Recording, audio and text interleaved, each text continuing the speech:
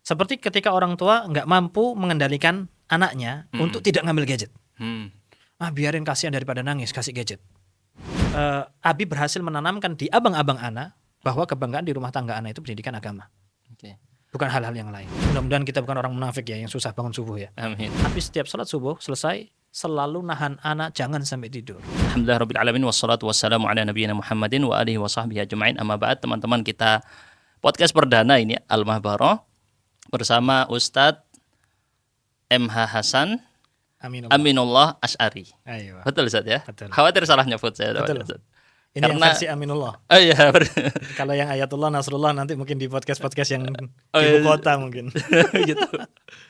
Jadi beliau adalah dosen di STDI, Sekolah Tinggi Dirasat Islamiyah Imam Syafi'i, Jember, Jawa Timur.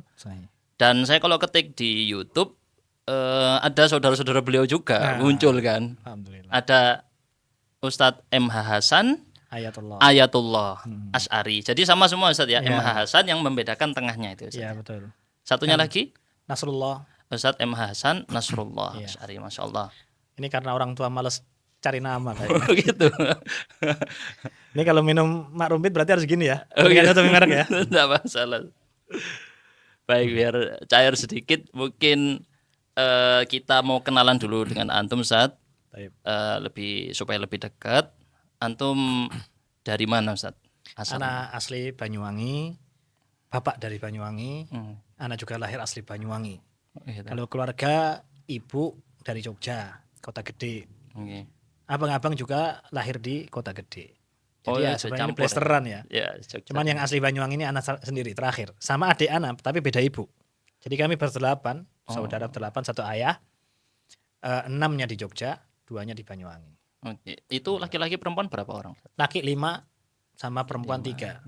Jadi kalau futsal full ini bisa. Kalau urutannya yang perempuan mungkin nggak kita sebut. Yang laki-laki urutan yang paling tua siapa? Yang paling tua ada Saifullah. Beliau saat ini sedang ambil magister di Pakistan. Ngambil sastra bahasa Arab. Sekarang lagi di Pakistan. Masih di Pakistan. Bukan di Indonesia. Ya, saat ini. Ya, mungkin ini tahun beliau yang ke belasan sepertinya. Saat ini sedang ingin menyelesaikan S2 sastra Arab. Lancar bahasa Urdu berarti. Wallahu a'lam. Terakhir sih kayaknya lebih ke bahasa Inggris ya. Bahasa Inggris. Pakistan. Yang kedua itu Dr. Ayatullah yang beliau memang menyelesaikan hadis ya. Fokusnya di hadis. Dari UIM. Yang ketiga Nasrullah. Beliau takhususnya di tafsir.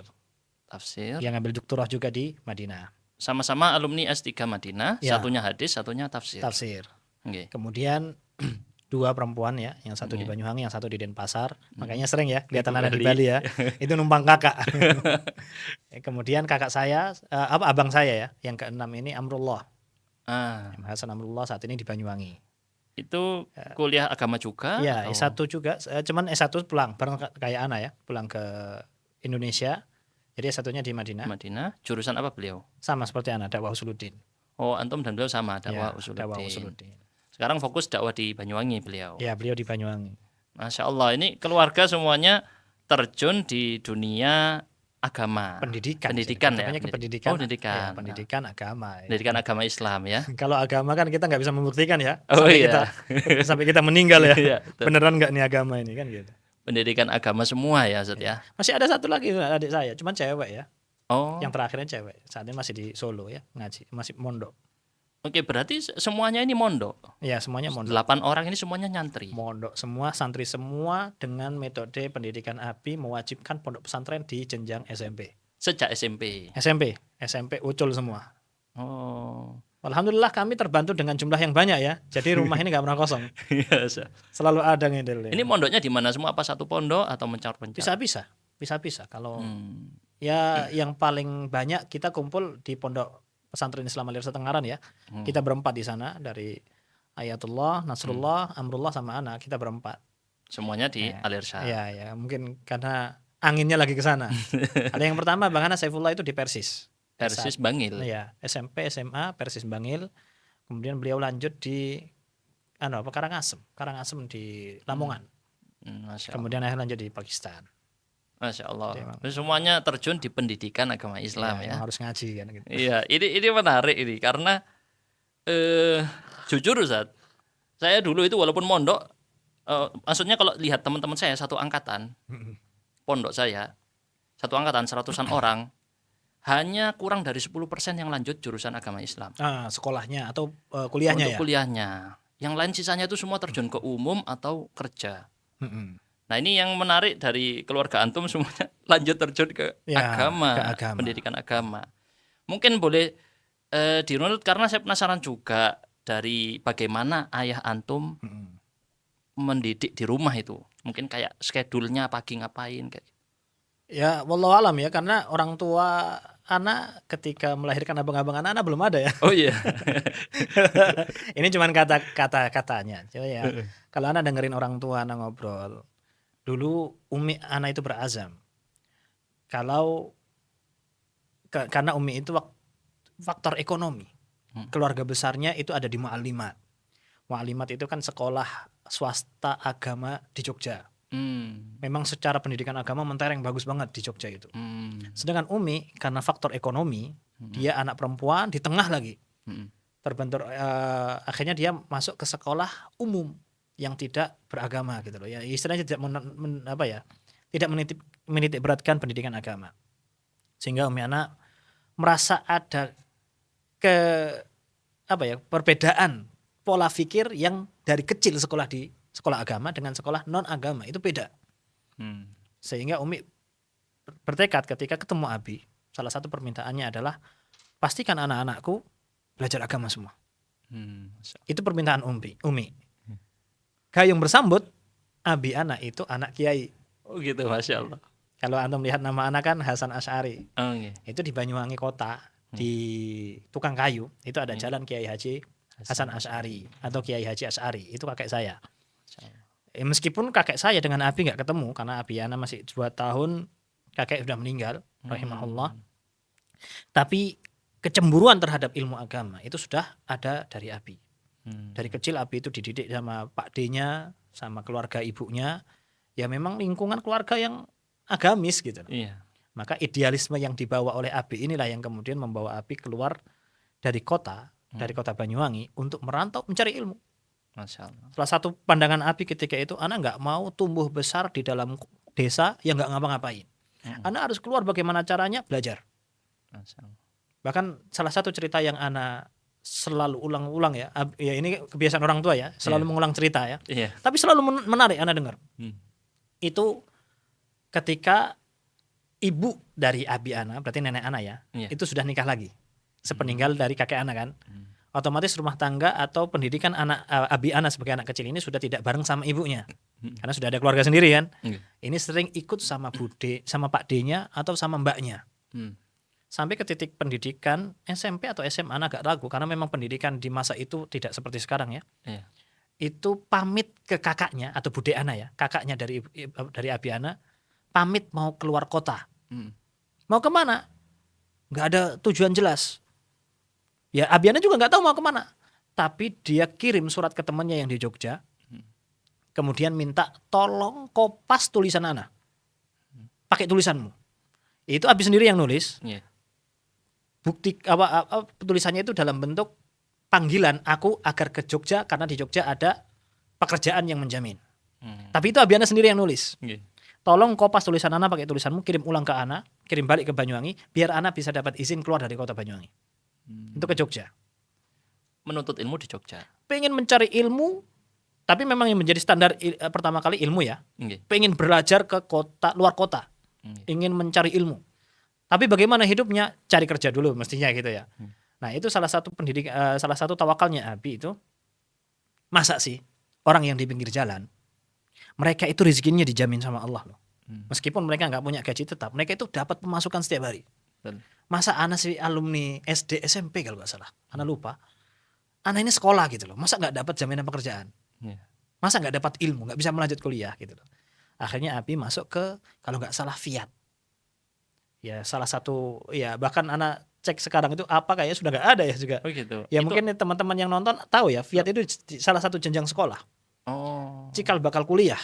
Cikal bakal sekolah di Jogja, kuliah di Jogja di tahun itu kurang lebih tahun-tahun itu ya masih bujang Abi Ana bahkan hanya berangkat ke Jogja dalam kondisi bahkan belum punya pekerjaan, nggak dapat apapun dan sebagainya. Alhamdulillah Abi kemudian dapat pekerjaan di kafetaria, menjaga rumah makan, membersihkan, menyajikan, pagi hari, sorenya kuliah. Atau ya semacam, ya nggak resmi ya, semacam jenjang sekolah gitulah. Yang kemudian akhirnya ketemu sama Umi Ana di Jogja. Jadi memang tekad belajar itu Umi pengen agama, Abi memang dari keluarga beragama, ya bukan beragama ya, maksudnya dari pendidikan agama yang sangat kental dan juga punya tekad belajar yang tinggi. Jadi itu yang dilahirkan sama Abi ke anak-anak.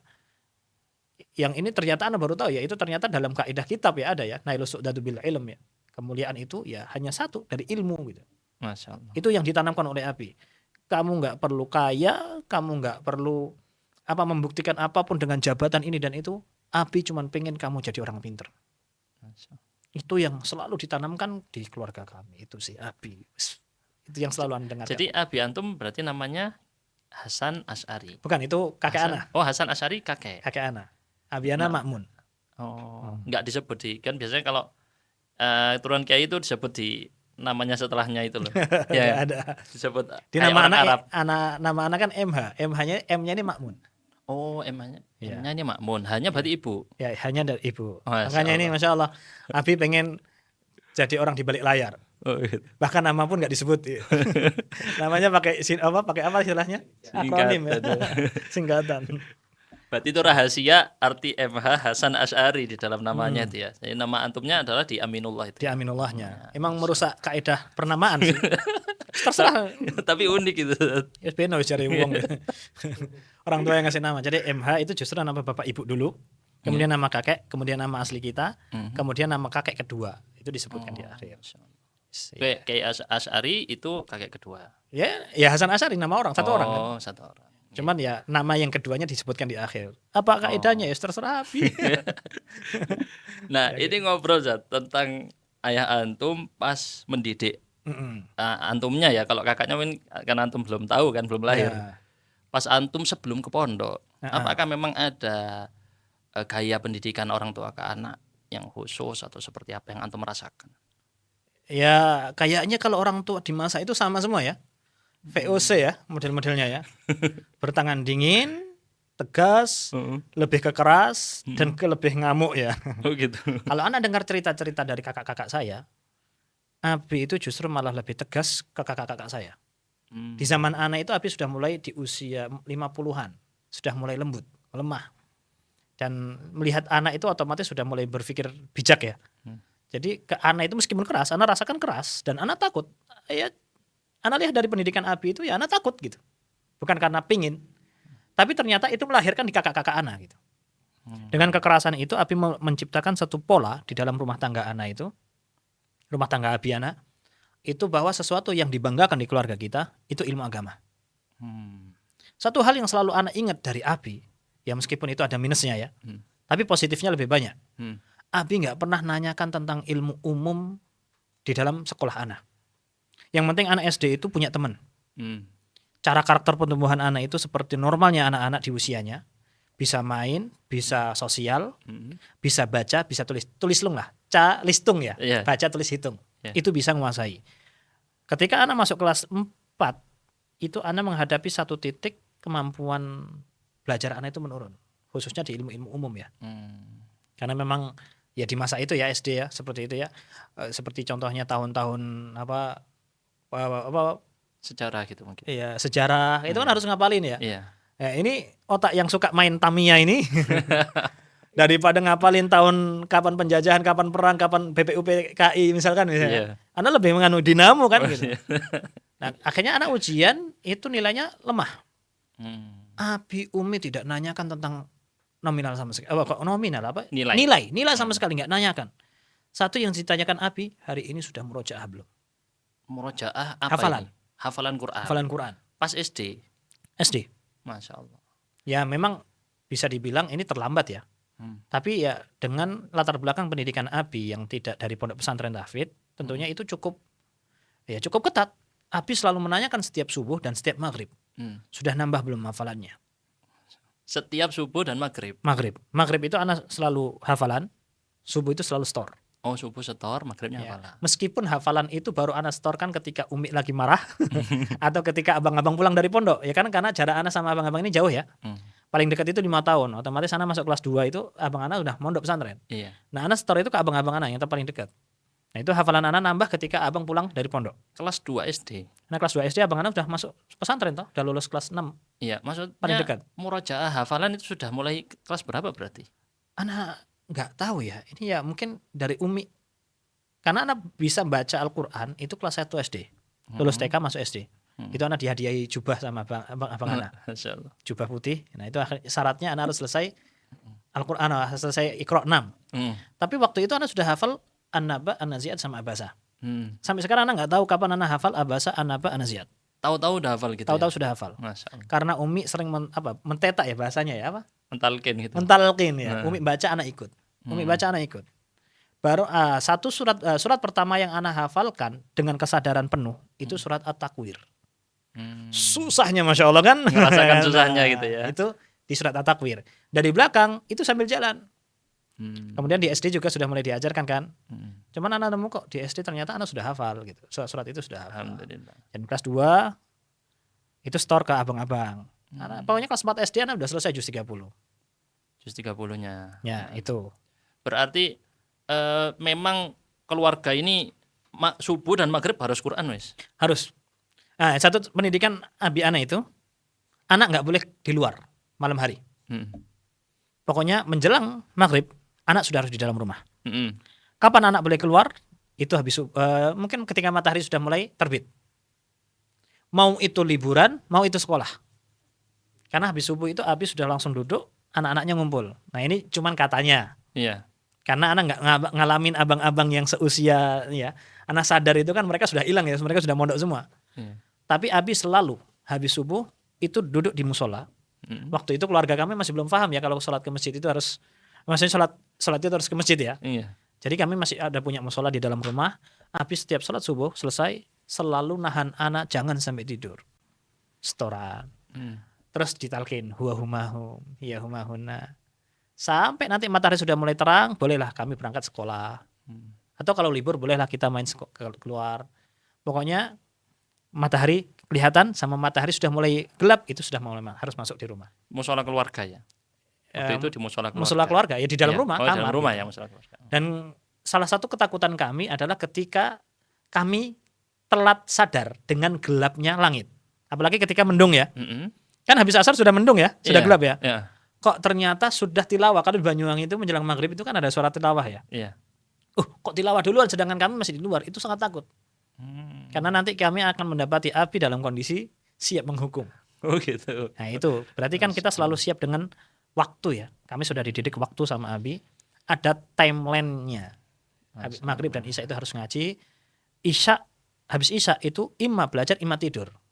Ya otomatis kami memilih tidur ya. Normal ya. Dan subuh itu harus store. Ya meskipun nggak diwajibkan. Abi nggak pernah mewajibkan. Tapi ya nggak tahu kapan mewajibkan ya. Tapi mungkin follow up-nya dari Abi kan nanya terus. Sudah gitu itu yang mungkin. Lebih ke tekanan dari abang ya. Oh abang. Abang-abang anak. Jadi abang-abang anak itu mereka ketika anak sadar ya. Abang-abang anak itu hafalannya udah banyak-banyak. Bahkan abang anak yang paling dekat ya abang-abang yang lain sudah selesai semua hafalannya. Anak sadar itu mereka sudah hafal Quran semua. Nah abang anak yang paling dekat itu dia sudah hafalannya 5 juz ke atas. Sehingga ketika anak sadar mereka setiap main kita otomatis paling bangga bagi anak kan main sama abang-abang. Iya. Nah itu abang-abang gak mau main sama anak kecuali ketika anak sudah selesai store. Oke berarti menarik yang dibangun sama Abi Antum. Kebanggaan. Kebanggaan bahwa kebanggaan di rumah itu ya hafalan. Hafalan, pengetahuan agama, hadis dan sebagainya. Bahkan anak dari kecil sudah tahu hadis itu harus dihafalkan ya. Nah dan anak itu punya mimpi. Anak harus segera menghafalkan Quran sampai anak boleh menghafalkan hadis. Karena anak pengen ngapalin hadis kan. Iya. Karena kok abang anak kok keren banget ya hafalan hadis ya. An Abi Hurairah fulan. Ya waktu itu anak nggak tahu betapa susahnya ngapalin hadis ya. Iya. Setelah tahu ya susah juga. Nah itu tapi anak nggak dikasih akses hafalan itu sampai anak selesai hafalan. Harus selesaikan Quran dulu. Sehingga menjadi mimpi anak. Bahkan anak selalu pamer ke teman-teman. Anak bentar lagi akan mondok. Anak bentar lagi akan hafalan Quran. Anak ingat kelas 6 SD itu sudah selesai juz 30, 29 sudah masuk juz 28. Anak selalu yang anak banggakan, anak akan hafalkan hadis karena bentar lagi anak akan masuk hafalan Quran. Itu yang selalu anak ulang-ulang. Yaitu berarti Abi berhasil menanamkan di abang-abang anak bahwa kebanggaan di rumah tangga anak itu pendidikan agama. Bukan hal-hal yang lain. Dan Abi antum mana lihat bukan sekedar ngajar tapi membentuk sistem di mana abang-abang antum jadi kayak musyrif gitu kan. Itu benar buat sistem berarti. Iya betul. Ya karena mereka sudah masuk pondok pesantren ya. Itu juga Abi bilang satu hal yang anak pernah dengar. Ini Abi nggak pernah ngomong di anak. Cuman pernah anak dengar Abi ngomong ke orang tua. Orang tua teman ya. Jadi yang menentukan pendidikan anak itu orang tua. Bukan anak. Karena orang tua tahu yang mana yang baik buat anak. Sehingga ketika orang tua itu memilihkan pendidikan buat anak, jangan sampai terbesit pikiran terserah anaknya nanti mau sekolah kemana. Ya gimana, anak masih kecil, mau milih apa? Milih teman-temannya yang cantik nanti kan laki-laki normal gitu loh. Mau SMP di mana, SMA di mana? Ya teman-temanku yang cantik ke sana semua ya, mau ke sana gitu kan, masuk akal gitu kan. Ya jadi orang tua yang menentukan, orang tua yang nyetir. Dan Abiana bilang terserah, kalau mau sekolah SMP umum, tafadhol, tapi ya bayar sendiri. Oh gitu. Kalau mau sekolah di pondok pesantren, ya kami bayari. Kata Abi gitu ke abang-abang anak. Sehingga melahirlah generasi yang mereka tahu jalan masa depan mereka hanya ada di pondok pesantren. Sedangkan anak nggak perlu. Bahkan anak kelas 3 SD itu anak udah minta, kalau bisa anak kelas 4 SD mondok. Karena lihat keluarga antum sendiri ya kakak-kakak anak semuanya termotivasi dan anak merasa ditinggal terus ya. Iya, itu sepian. Sepian, anak pengen segera mondok. Bahkan anak paling senang kalau diajak ke pondok pesantrennya abang anak dulu. Diajak main ke pondoknya Mbak atau abang di Jember. Pondok di Jember, pondok tahfidznya di Unmuh ya. Unmuh itu di belakangnya ada pondok pesantren tahfidz Al-Fanani. Itu di situ. Sekarang masih ada kayaknya. Dipegang sama Cak Wito itu. Nah, anak senang banget kalau diajak ke sana. Anak minta, anak kelas 4 SD mondok. Naik kelas 4. Kata Abi, selesaikan dulu juz 30. Selesaikan juz 30 di kelas 4. Kemudian anak bilang, kelas 5 yang mondok ya. Selesaikan dulu juz 29 sama latihan nyuci. Anak latihan nyuci baju, nyuci piring. Akhirnya kata Abi, beneran ini mau siap mondok. Udah kelas 5 loh, bentar lagi kelas 6 loh. Ya udah akhirnya Abi bilang, ya udah Abi lulus kelas 6 aja. Meskipun waktu itu Abi pun tetap mintanya ya luluskan dulu lah, minimal punya ijazah kan gitu. Alhamdulillah ketika lulus kelas 6 SD, anak langsung berangkat ke pondok pesantren dan anak menyesali pilihan anak. Kenapa kok anak mondok ya? Ternyata di pondok nggak enak. Tapi ya itulah, maksudnya anak sudah berpikiran bahwa masa depan anak ya di pondok. Seenggak betah-betahnya anak di pondok pesantren, satu hal yang anak minta dari orang tua waktu itu ya, anak cuma pengen pulang ketemu Umi. Setelah itu ya anak pengen balik lagi pondok pesantren. Karena anak nggak punya pilihan. Gak punya bayangan anak mau bagaimana setelah dari pondok, keluar dari pondok itu mau ngapain ini. Anak gak punya pikiran seperti itu. Oke, itu saat waktu antum pertama masuk pondok itu tahun berapa? Tahun 2006-2007. Oke, waktu itu kan nggak seperti sekarang yang banyak gadget nih saat. Ini tantangan besar ini, HP, gadget ini kan. Sekarang mau kita membuat sistem seperti yang dibuat oleh Abi Antum tadi, kayaknya tantangan berat. Betul. Nah itu pandangan antum nih tentang keresahan ini paling berat ini untuk anak ini gimana enak? Yang menjadi keresahan anak untuk pendidikan anak hari ini itu ya, pertama bukan gadgetnya sebenarnya, tapi ketidakmampuan orang tua memberikan pilihan yang terbaik buat anak. Itu sangat mengganggu anak. Ya wallah, kenapa mengganggu anak? Anak sendiri nggak tahu apakah anak nanti akan mampu mengarahkan anak-anak gitu ya. Anak nggak tahu. Dan ketika melihat banyak orang tua yang gagal dalam memberikan pilihan, itu ternyata sebenarnya bukan karena di faktor gadget ya. Seperti ketika orang tua nggak mampu mengendalikan anaknya untuk tidak ngambil gadget. Biarin, kasihan daripada nangis, kasih gadget. Daripada mereka nanti ngerewel, kasih gadget. Anak nggak bisa menyalahkan karena di masa anak pun banyak kok teman-teman anak yang dia orang tuanya pengen anaknya mondok. Tapi akhirnya ujung-ujungnya anaknya di sekolah umum sama orang tuanya dan ujung-ujungnya mereka akan jauh dari pendidikan agama karena anaknya nggak mau. Jadi di masa itu sudah ada orang tua yang kalah dengan anaknya. Sehingga hari ini ketika ada gadget, ya bukan salah gadgetnya, tapi model seorang tua yang nggak mau yang nggak kuat menghadapi anak. Berarti itu yang menjadi keresahan anak. Dari konsep antum, orang tua harus berani bilang tidak. Nggak hanya tidak, orang tua harus mau memukul. Harus siap. Itu kan tentunya dalam konsep pendidikan agama ya. Ini kalau kita bawa dalil jadi pengajian ini nanti jadi podcast. Ini konsep tentang mental ya. Jadi kita nggak bisa sok tahu tentang mental anak, nggak bisa. Pertama, kita bukan yang bikin anak, yang bikin Allah Subhanahu wa Ta'ala. Dan bagaimana Allah ngasih tahu para manusia-manusia ini melalui nabinya. Berarti berkaitan dengan ghaib. Itu kita harus percaya dalam konsep keyakinan. Nah, ketika Nabi dawuh dalam hadisnya, ya kita harus mengimani itu sallallahu alaihi wasallam sebagai suatu keimanan. Nah, kata Nabi, anak itu diajari 7 tahun untuk sholat. Padahal mereka belum balik. Betul. Satu garis bawah di sini yang perlu kita fokusi. Anak itu sudah mulai diarahkan meskipun mereka belum bertanggung jawab. Ya kan 7 tahun kan berarti belum balik ya. Iya. Mereka baru tamyiz. Tapi sudah dibebani tanggung jawab meskipun mereka belum punya tanggung jawab itu. Mereka sudah dibebani pendidikan mereka, kalian itu mau ngapain meskipun belum mukallaf gitu loh. Iya.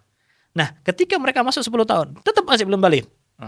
Tapi mereka sudah mulai cerdas, tahu mana maslahat mafsadat. Mulai sudah dewasa di usia 10 tahun.